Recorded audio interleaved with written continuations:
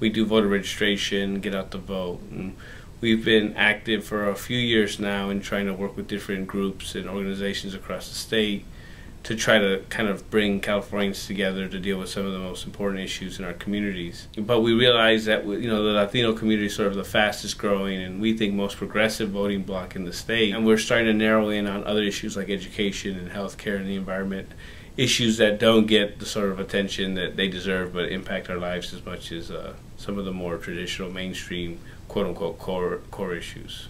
What's it going to take to energize voters to get involved, not only, just right before the election, but now when they can really make a difference in influencing the candidates and their platforms? I've never felt that the elections are about the candidates. Elections are about us. I have this kind of metaphor I always go by is the candidates like to be the middle of the Ferris wheel. And they like the groups to be on the outside. They like to spin, they bring the Jews on the west side around asking for money and support for Israel. They spin it around and bring the unions and say how they love project labor agreements and living wages. They go to the Greens and say they're going to plant 1 million trees and do all this stuff. And they spin it and they get the education folks and they say they're going to hold teachers accountable and make it easier to charter. And then they get the transportation people and they spin around and they won't raise rates on the MTA. And they get their money and they get their endorsement, and politics centers around them, the Ferris wheels around them. They go to the black churches, say support civil rights. They go to East LA and they say support immigrant rights. And the Ferris wheels around them. And we've got to flip that up so that a coalition is strong enough in the middle where the politicians are around us. And we say, it's good to fix the schools, but you can't charter 100 schools and screw over the bus drivers and the janitors and the security guards and the cafeteria workers that had nothing to do with why that school failed.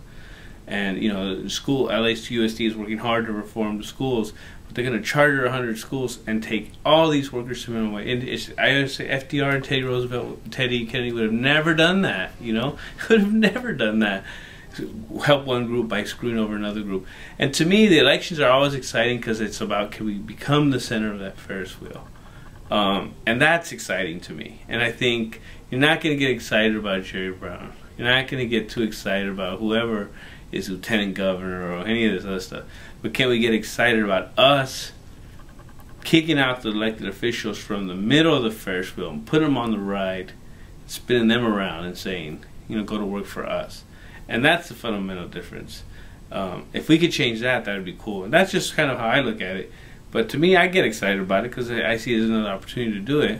An old mentor of mine told me once, you're not going to get a lot of shots at change, but you have to be in fighting shape for that one moment in our lives when you are going to have it. So maybe it's not going to be, but I'm not going to use it as an excuse to stay home and not do anything.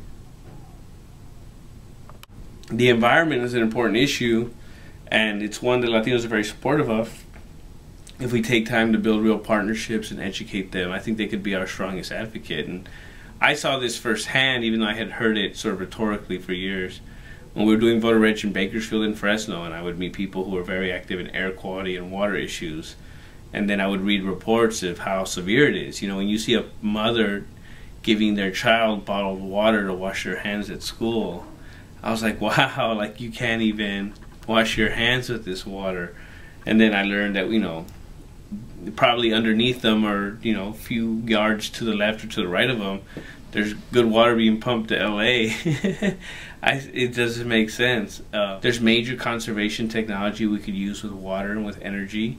We could put people to work to do it right now. We can get, tens of thousands of plumbers putting, high efficiency fixtures to deal with water, which will reduce our carbon emissions by reducing the energy that we need. There's all these things we could be doing with landscaping and irrigation. There's all these things we could be doing with energy, but we're not doing it. But also, like, why don't we go back to saying, all cars have to be 50 miles per gallon in 5 years and 75 in 8 years? Like, if the Chinese can do it, the Germans can do it, why can't we do it? And we need a governor that's not afraid to carry that conversation. But we need a unified base of people that can do it.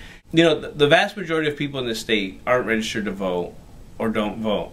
They're by far outnumber those that vote. I mean, can't count every 4 years when the bears come out of hibernation to vote for president once.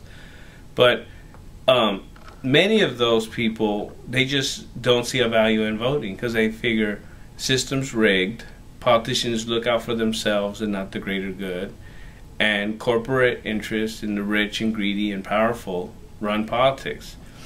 At the very least, they're looking ahead and saying, you know, all politicians think they can be president, and say, how do I raise money if I antagonize big corporations? We've registered 120, close to 130,000 voters, and that's what you get. The system's rigged, it just supports the rich, and politicians just look out for themselves. We definitely tell them to drink the Kool-Aid on voting, but now I think about it, they probably shouldn't drink the water.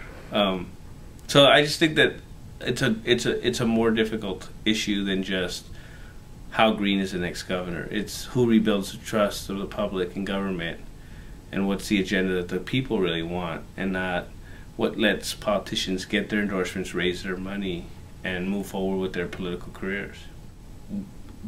All elections from here to eternity are important. And what I mean by that is, like, when do the sleeping giants of the world, or all the African Americans that came out in big numbers to support Obama last year, do they vote again? All the Latinos that have been becoming citizens, do they register and vote? All the young people that came out energized, whether it was Prop 8 or Obama, do they come out? Do they volunteer? Do they give money? So this year, 2010, could be a year to engage a more diverse group of the electorate to really come out and say what they care about in California. Yeah, I mean, I think so. I think that we're at a crossroads on a lot of issues. Education, there's national health care debate. We still don't have a stimulus plan other than, you know, paying for sidewalk cleanups. How do we get people back to work? How do we make sure everyone gets covered with quality health care? How do we get the banks to stop ripping us off? And how do we look for ways to reduce the need for old ways of, you know, providing energy? And how can we sustain ourselves with the water that we have, you know, natural access to using technology? And how can we do it in a way that, you know, provides a cleaner, healthier air and region to live in? I think it just doesn't make sense to me when you put a rational person to think about this stuff. It doesn't make sense, the things that we do. But when you put that rational person in a corrupt system of greedy corporate interests that run it, where people are concerned with their careers, then you start to think about all these other variables and factors that have nothing to do with the issue that you're dealing with. And that's just wrong. So maybe I'm an optimist idealist, so, you know, I'm going to go for that. And so let's see if we get it. We're not going to get it with the gubernatorial candidates that we have now, that's for damn sure. But maybe we can get the people to speak out in a certain way that makes them, you know, need to go in a certain direction. Voting, someone needs to tell me, is a social act, you know.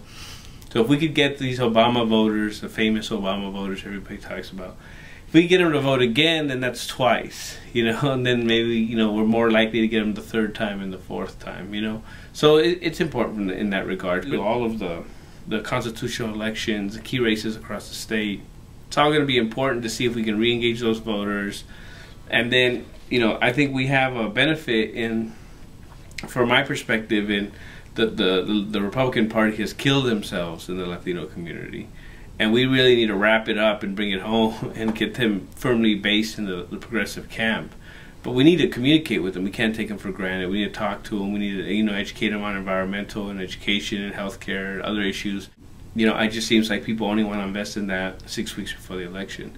And that's, you know, how it's always been done. But I think, you know, there's an opportunity to go out and get them and say, you know what, you guys want, you know, clean air for your kids to breathe so they don't get asthma. You want parks for your kids to run around.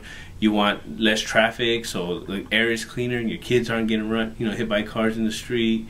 You want better schools. You want, you know, cheaper energy and water, better water, and less dependence on other forms of energy. They all say yes, you know, and they'll pay for it too. But we need to kind of nurture and harness it, and then, you know, hopefully keep it. And, you know, it's just a good voting block for here on out.